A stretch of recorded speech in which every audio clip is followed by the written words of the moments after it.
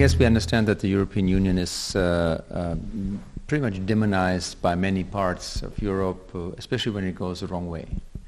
But when we think back to the discussion we had before, how the people in Portugal felt, what happened, I took from that discussion the feeling that at the end the outcome is positive. So is that a success story for Europe? I think the fact that we have Europe and that we have this ability to help a country out in need, I think that's a positive thing. I don't want to comment on whether there were the right conditions, because that I don't know. But if you look at the facts, you can see that things started to move in another direction after there were the credits and there was more money available to make things turn around. So I think yes, that's a success. And adding to that, it's also to do with the mindset in the other countries. If you would have a brother or a sister in need, you would help this person out.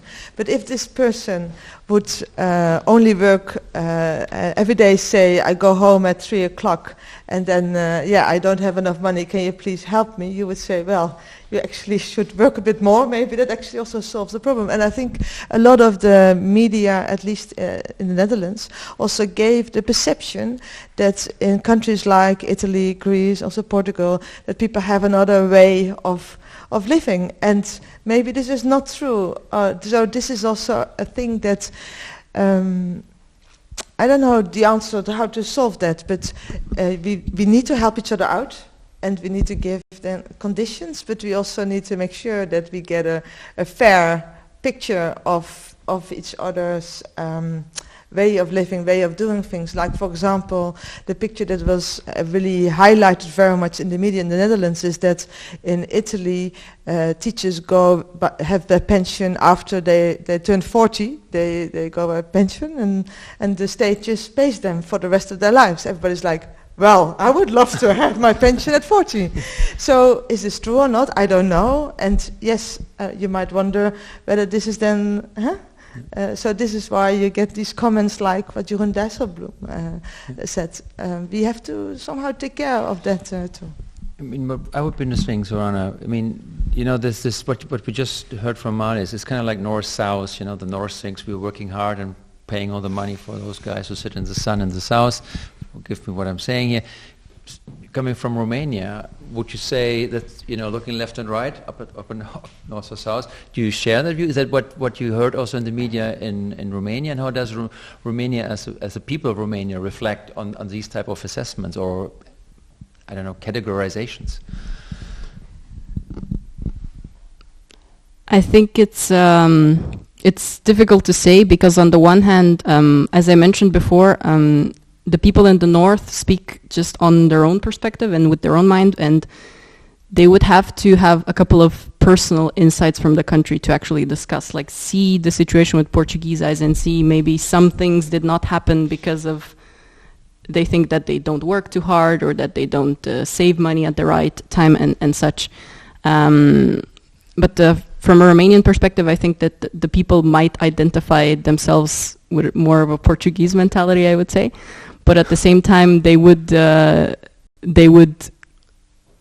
think maybe that more of the Northern Europe mentality should bring everything to balance. So they're supportive of that as well, even though they might identify as more of a similar Portuguese mindset.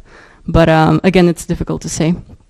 Coming back to the transparency issues, it's also a very interesting discussion of all of these news that are happening. Also the rise in social media and fake news, and it's getting quite dangerous in that direction, because it's not just what you get informed on the first hand from friends and family and such, but also there's a lot of information to filter, and it's very difficult to actually see which facts are right, which facts are completely wrong, and which facts are just personal opinions and such. So yeah.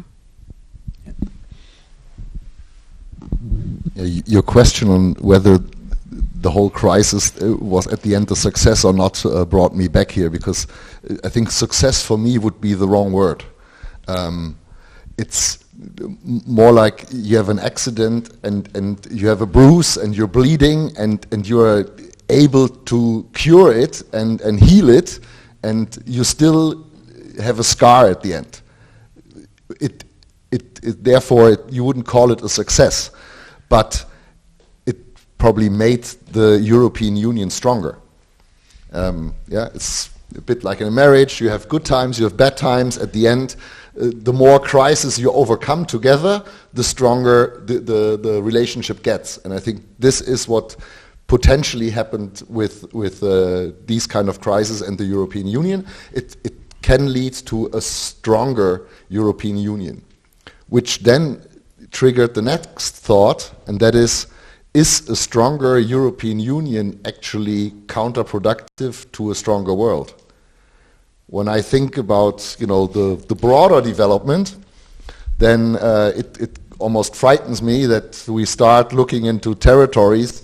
Again, there's America, there's Europe, there's Asia, and but then we are starting a whole new discussion, which maybe is worthwhile postponing to the next talk show.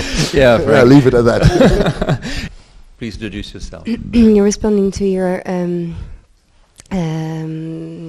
question, your open question: is this a success story or not? And then your response as well: we don't know. It's an ever-going change, and I'd be so interested in how this situation shaped you as Portuguese people, and what values came out, what skills came out, and how to learn from that, because I'm sure that it really does bring so much, has to be the case. And coming to your remark, so how do we tackle the fact that we feel lost when it comes to all these matters, these institutions, these voting processes, all of it? It'd be so interesting for young European citizens to really get acquainted with what happens in different cultures, and to really keep some intercultural experience, or enforce some intercultural experience, and really getting a grasp on what it's like for people over here. So that'd be kind of a, I don't know, maybe a suggestion, how, or at least a thought we could talk about, how to further develop that.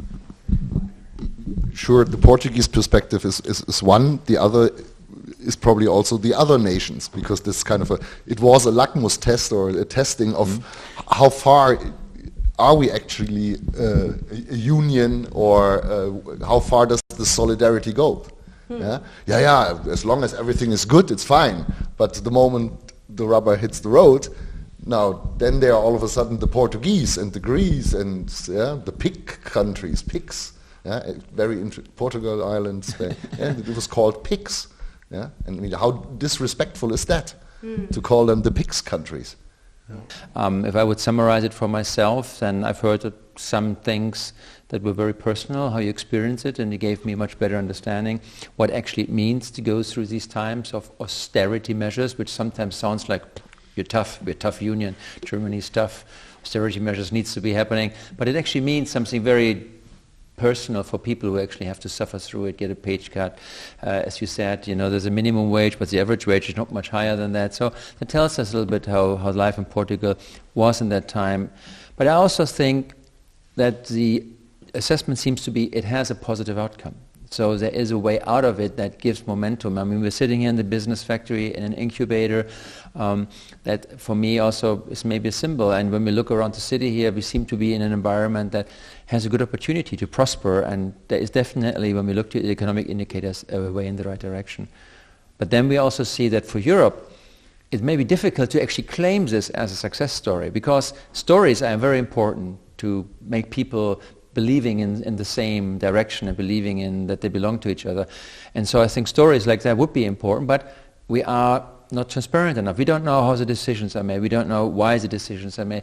We don't know how they actually are applied and what the circumstances are that bring people, a country into a situation. Is it actually that they were from the beginning put on the wrong track? That they were exchange rates and other things just set up in the wrong way, and that it was set up for failure. We don't know. It's a very difficult aspect to bring Europe on a level where we all have the feeling we really understand what it is all about.